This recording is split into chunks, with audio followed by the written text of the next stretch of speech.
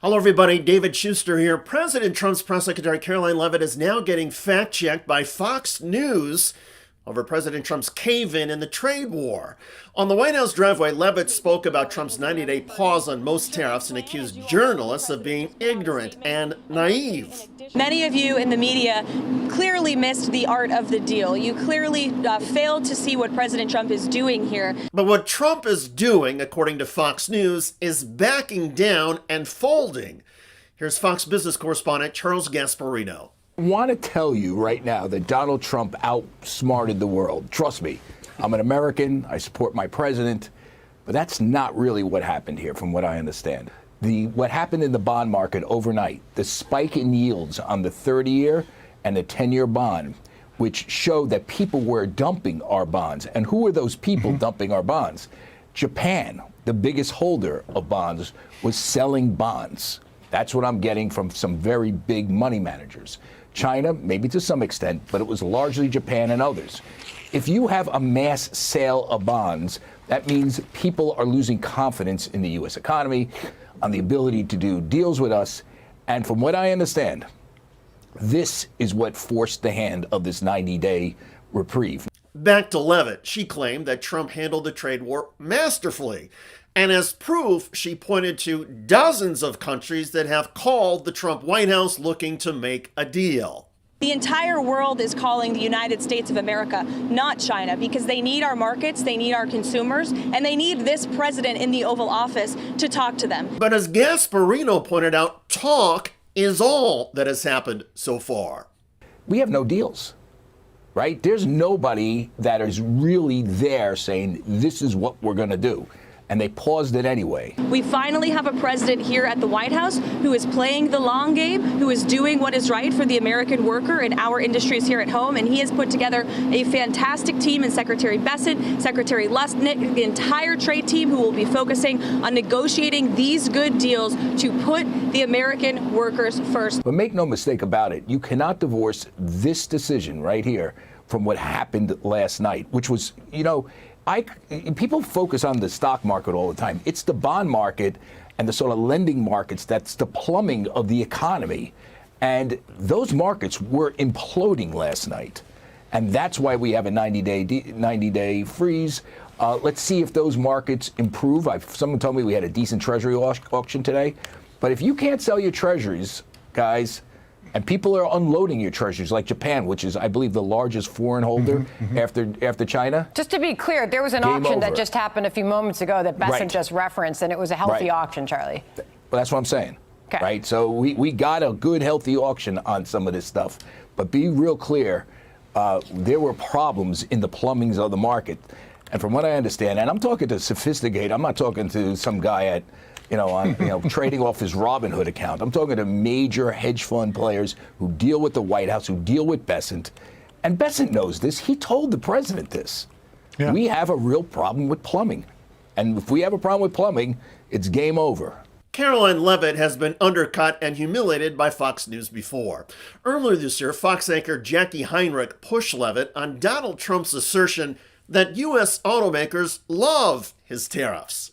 The American Automotive Policy Council has put out a statement sort of pushing back on this narrative. Watch how much Leavitt starts blinking, a sign of anxiety. They said revoking the exemption for Canada and Mexico and extending tariffs to auto parts with steel and aluminum will add significant costs for automakers, suppliers, and consumers. Steel and aluminum tariffs obviously could have big impacts. Is it time for the president to do an Oval Office address maybe and try to explain to people that it might be bad for a little while, but it is in fact worth it? I think the president has been incredibly clear, Jackie, on where he stands and what he envisions for the future of America. Are you expecting a recession this year? I hate to predict things like that. He wants to restore this great country as the manufacturing superpower of the world. Trump wants to restore America as the manufacturing superpower of the world. But the fact is, during the Biden administration, U.S. manufacturing reached an all-time high, a peak. Since Donald Trump took office, manufacturing has dropped. And now, thanks to Trump's trade war chaos, it will drop even further.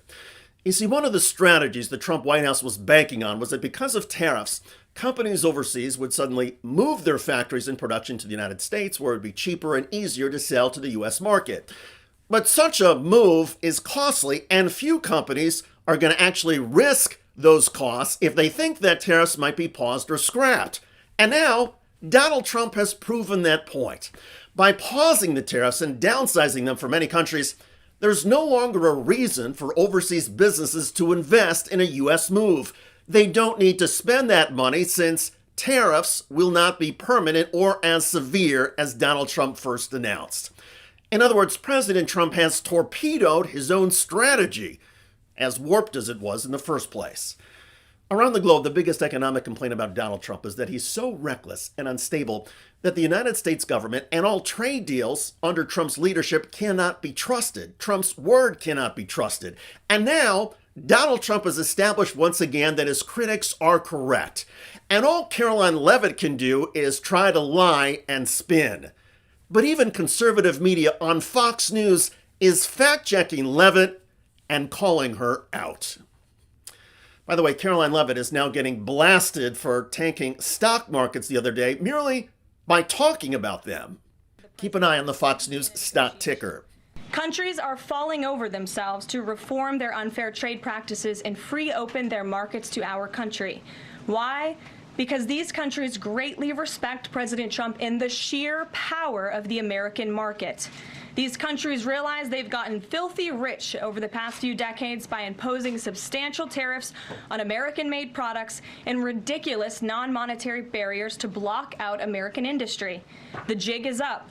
Past American presidents sat by and let this happen, but President Trump stood up for our country, and he is saying no more. The whole country is reeling right now from the economic disaster Trump has plunged us into. He destroyed more than $10 trillion in American wealth in a single week, and then he went golfing and bragged to America about winning the tournament at his own golf course. How's the golf tournament? Very good, because I won. It's good to win. You heard I won, right? Did you hear I won? Yeah. Just to back it up, you were there, I won. That's like bragging about being endorsed by your own campaign manager. So much winning. The country can hardly stand how much winning Trump is doing for himself and Elon Musk and his billionaire cabinet. Perhaps he could have yelled "4" on the Greenway so tens of millions of Americans could have taken our retirement savings out of the stock market before he hit us in the head with a golf ball. Check out that video at the link below. It generated a lot of comments on YouTube. One of the most popular is from Yvette, who wrote, "Levitt is an insult to one's intelligence." I hear you. I look forward to reading your comments about the White House press secretary getting fact-checked by Fox News. I'm David Shuster. Thanks for joining us.